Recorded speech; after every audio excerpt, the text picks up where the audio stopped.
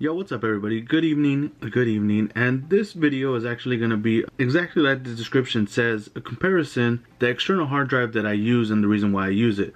Now, I've always gone with Western Digital, and that is simply because based on the reviews and the things that I hear about it, outperforms Seagate by far, but essentially you get what you pay for, and it all depends on what it is that you're attempting to put onto this external hard drive. For example, since I do a lot of vlogging, right, I put all of my video content, I put all of my Adobe Premiere files on there, and that's it. So I basically put all of my vlogs onto the external hard drive, and I really feel like Western Digital offered me, compared to the other brands, a middle ground. And what I mean by middle ground is that performance, how long it'll last, what it's been known to do, how often it's been known to crash, all of that mattered to me because I knew nothing about it. So I had to do my research, and what I came up with is that for somebody like me who, when I travel, I want to be able to pull out all of my files and not have to worry about them not coming up. For example, like let's say if I had a video file, I'd be able to pull up my Western Digital passport. I don't know if you can see right now, it's showing the camera and you can see me, but it has a super nice glossy finish to it. This is again the original passport, and the reason why I got this is because from what I had read, this was a 2 terabyte, and I actually got it at Fry's on sale or with a promo code for pretty cheap. I got it for about, I think it was 60 bucks, 50 or 60 bucks. And that was amazing at the time, but compared to what I was seeing from the Elements version of the Western Digital, and then also the cloud version of the Western Digital. This was again the happy medium for somebody like me that was just using it for basic files. I'm not doing anything too crazy. On the other hand, if you did have a bigger production, you're probably going to want a bigger external drive, and then you would start probably looking at those GeForce and those big ass towers. What happens, and this is the pros and cons of these, is that I've given you most of the pros for these passports: dependability, price range, and then also just overall performance for what you get, for what you pay for, when it comes to sending and receiving files to your computer. For somebody like me, your everyday person, just like you, probably your everyday person who has a camera, who has a phone, and you just want to have an external hard drive that you don't have to take up space onto your computer, you don't want to slow down, oh, I hit my knee really hard, you don't want to slow down your computer for school, these passports are perfect. They're perfect. The cons, however, let me finish the cons. If you're out there in the streets, something like this, I'm just thinking to myself, it fits in my pocket, yes, but also if it falls, it's done. I just can't see this thing withstanding one drop. I just don't see it happening. Since I had already filled it up, and this is the thing, once you start getting to about 75, even over 50% full, so I went from 2 terabytes, once I got to 1 terabyte, I noticed a huge impact in performance. That means that once I opened the file to try to view my videos, it would be like, and then it would freeze, and then all of the videos that were like number 1000 and below, it would take forever for them to pop up after that. And it's the same thing, like once I got to 75% full, I could walk away from my computer and come back and they would be barely loading up, if not loaded up yet. And all of that stuff matters to me, like it probably would matter to you, right? Because once you feel like, you know what, 2 terabytes, I don't think you understand what's on here. I have 250 probably vlogs. That means the actual file and the actual MP4. Probably about 2,000 video for my G7X, and then I probably have another 500 pictures for my G7X, and I probably have 600 GoPro files, videos, probably about 17 gigabytes strictly just from my phone that I moved over just now. I think from the 2 terabytes I have about 200, a little bit less than 200 gigabytes left of storage space, but it had seen a huge decline in performance since then. However, when it first started out, my whole first portion, and I'm not saying that I can't pull up my files, it's just that there's a difference between when you snap the finger and you first like open your passport and you have like maybe like under 500 videos and everything pops up so fast and you feel like, oh hell yeah, this thing is pumping, I love it.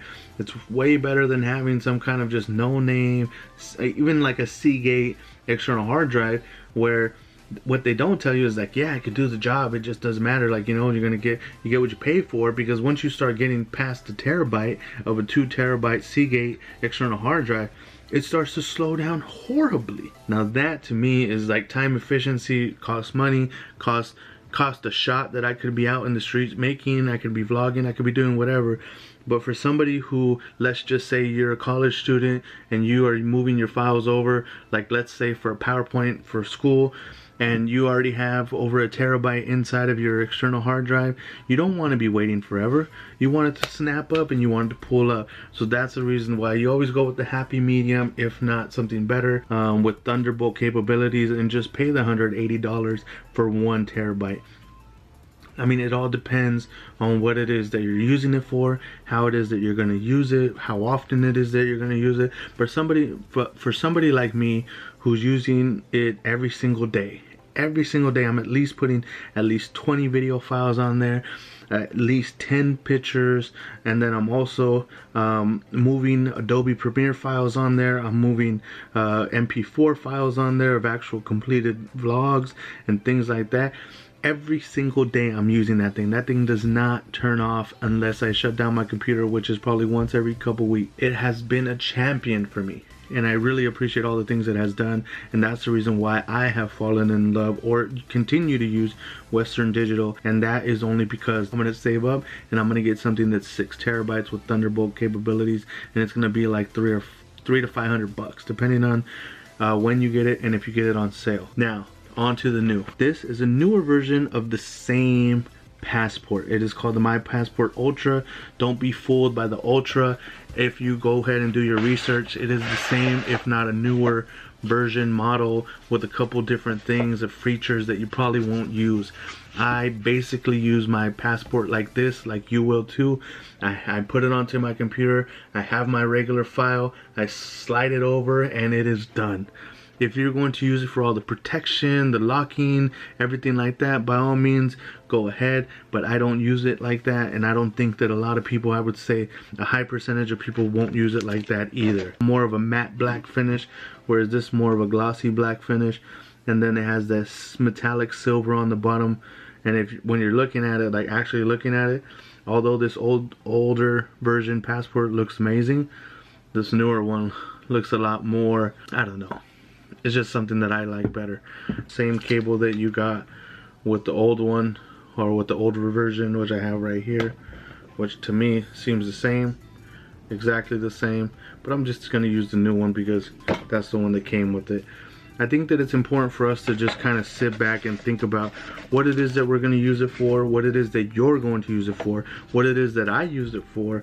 I have found in my best interest, or in my best opinion, that after careful research, that I continue to use the Western Digital. And this is, again, nothing that I say is paid promotion. It is based off of my own opinion that I've made because I have used the product and I have found that it has been very, very consumer friendly. That's number one. Price versus what you get is also very good. And then I think that the last thing that I would want to say is that compared to its competitors, it gives me everything that its competitor has, if not a couple extra things, if not one or two less things. And that's like the happy medium, right, that I was talking about. And then it's something for you to think about. Maybe I'm wrong, maybe I'm right, maybe I know what I'm talking about, maybe I don't. But again, I'm just your average everyday dude. I had no flipping idea about any of this stuff. I just did research, read forums, read the comparisons, watched YouTube videos. I did everything like that a normal person would do. It's just that I'm trying to give you a video that'll cut it down to exactly why you should probably get or invest in the Western Digital versions of their passports, whether it be a newer version or older version, because I've had both. Imagine that. Imagine how many files you would have to have on there to almost fill up 2 terabytes and then to have it crash. That's not even something that I would want to think about. So after I watched videos where people were like basically like breaking down, like saying, you know, just don't ever buy these, whatever, or don't do it. I've heard about them crashing, or this was my experience when it crashed, or this is how I felt and they couldn't restore my files, anything like that. Whereas what Western Digital also offers that I don't want to back up and support is the cloud type storage. I'm not into that. I don't like that. I don't like that my files are accessible to anybody. I'd rather have an external hard drive that's strictly for me, and as soon as I unplug it, it is mine. Nobody's going into it, and that's just the way I feel. It's sort of like when you move stuff into Dropbox, it becomes anybody's thing to hack. So when I move stuff to Dropbox, I literally move it to my phone and then delete it. So that's the kind of person I am. If that sounds like you, or if any of these things help, I really hope and appreciate any like, comment, or your opinion into the comments, because I think that the conversation may be something that you've experienced or something that you use. And I'm not saying that any of the other brands are not to be purchased. It's just that in my experience, for somebody like me who doesn't always have $100 laying around and wants to make a good conscious decision, this is the decision that I've made, and I've been very happy with it. So I just wanted to share this with you guys and just tell you, like, this is the choice I made and why. So I hope you guys are able to use this video to your advantage and be able to make a good decision and try to stay away from people with bar graphs and all this other stuff. And I'm just telling you straight up, if you're gonna use it for video, pictures, small files like Adobe Premiere files and PowerPoints and things for school, by all means I would suggest getting a Passport. If you are looking to get something that is never going to fail you, always going to be 100% fast, I definitely jump up to one of the Thunderbolt version or anything with Thunderbolt capabilities, just meaning the rate of speed and the G technology is going to really give you your bang for your buck. You're going to notice the difference when you're wherever you're at and you're pulling out your external hard drive, your files loaded before everyone else's. That's the kind of thing that I'm talking about that you get when you pay that extra double, nearly triple amount of price. And then also on the opposite end, if you don't have the money necessary, but you do have the need to have at least a terabyte and you can't get then I would suggest, if you are going to go with the Seagate model, don't ever load it to a capacity that's going to get over 75%, because you really want to make sure that the files that you have are protected and not going to end up gone because of a crash or anything like that. And I don't mean to use scare tactics to promote my my choice, but at the end of the day, I'm using other people's experiences. I'm not using my own. I cannot give you my own experience from Seagate crashing. I also cannot give you my own experience from Passport crashing. But I do go off of what the amount of people and reviews that I have seen on the web, because everybody, whether they're telling their truth or the truth, and that could be different, is able to give their opinion and state what happened in their experience. So that is how and why I came to the decision to choose the Western Digital external hard drive over anything else, because of the affordability or the ability to buy it and not be broke, and to really be able to have something that's going to be secure. And I think that that's all that we want, everybody.